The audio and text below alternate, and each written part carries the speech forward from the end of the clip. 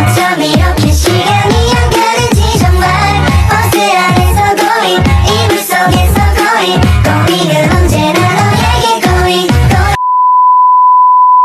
Halo guys, di video kali ini saya akan menjelaskan materi tentang perbedaan getaran bebas, harmonis, dan sembarang. Mari kita simak video ini. Definisi getaran. Getaran adalah suatu gerak bolak-balik di sekitar kesetimbangan dalam suatu interval waktu tertentu. Getaran mempunyai amplitude yang sama. Getaran berhubungan dengan gerak osilasi benda dan gaya yang berhubungan dengan gerak tersebut. Oke, kita lanjut ke pembahasan awal. Kita akan membahas getaran bebas, getaran harmonis, dan getaran sembarang. Yang pertama, saya akan membahas getaran bebas. Getaran bebas terjadi akibat adanya gaya yang bekerja dalam sistem itu sendiri dan mengakibatkan berisolasi serta tidak ada gaya luar yang bekerja. Sistem yang bergetar bebas akan bergerak pada satu atau lebih frekuensi naturalnya, yang merupakan sifat sistem dinamika yang dibentuk oleh distribusi massa dan kekuatannya. Semua sistem yang memiliki massa dan elastisitas dapat mengalami getaran bebas atau getaran yang terjadi tanpa rangsangan luar. Di sini ada hukum Newton kedua. Hukum Newton kedua yaitu dasar pertama untuk meneliti gerak sistem. Seperti yang ditunjukkan gambar di samping, perubahan bentuk pegas pada posisi kesetimbangan statik adalah delta, dan gaya pegas K delta adalah sama dengan gaya gravitasi yang bekerja pada massa. Getaran bebas terbagi menjadi dua, yaitu getaran bebas teredam dan getaran bebas tak teredam.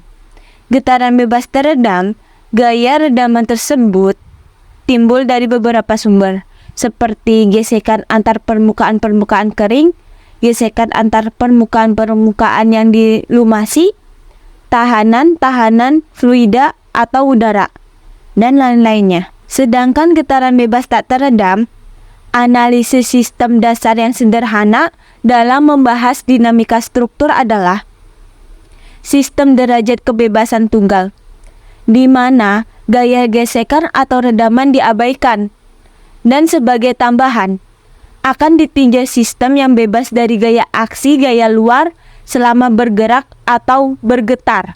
Lanjut, yang kedua ada getaran harmonis. Getaran harmonis adalah sebuah benda yang bergerak secara bolak-balik melalui titik kesetimbangan. Grafik letak partikel ini diartikan sebagai fungsi waktu yang berupa sinus dinyatakan dalam bentuk sinus dan kosinus. Gerak ini juga sering dinamakan sebagai gerak osilasi.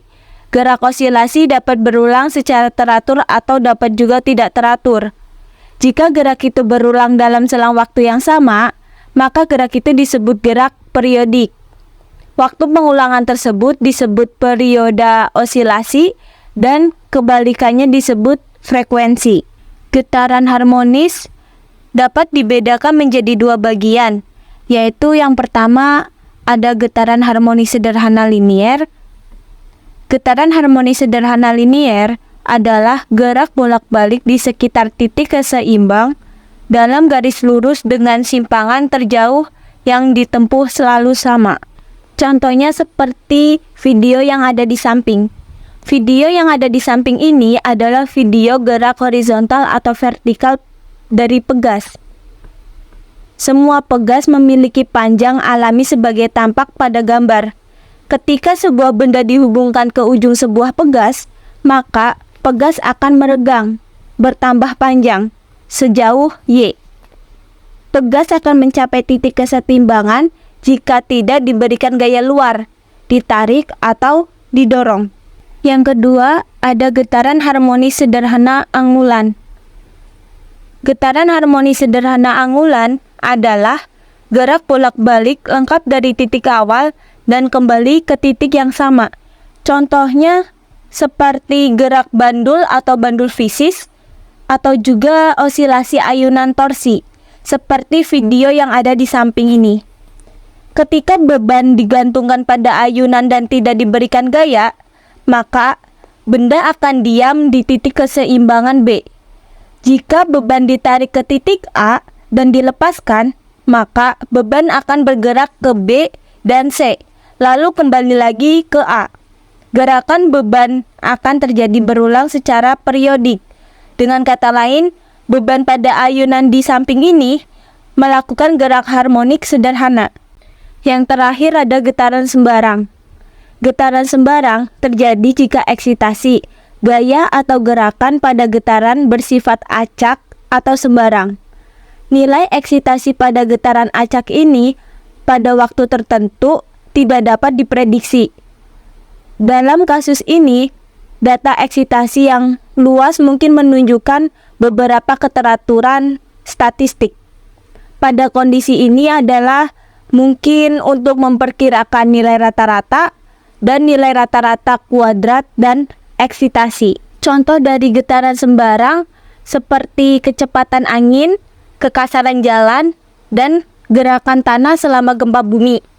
Dalam hal ini, respon vibrasi dari sistem juga sembarang. Dan kondisi itu hanya dapat dijelaskan melalui perhitungan statistik. Di getaran sembarang ini mempunyai 3 macam. Yang kesatu ada respon terhadap kekuatan yang bervariasi waktu secara sewenang-wenang.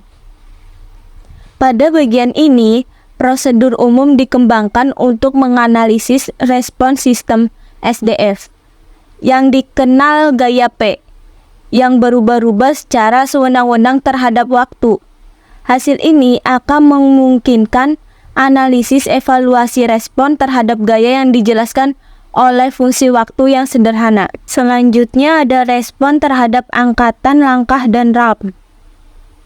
Dan yang terakhir ada respon terhadap angsura puls atau dorongan. Demikianlah beberapa hal yang bisa saya sampaikan.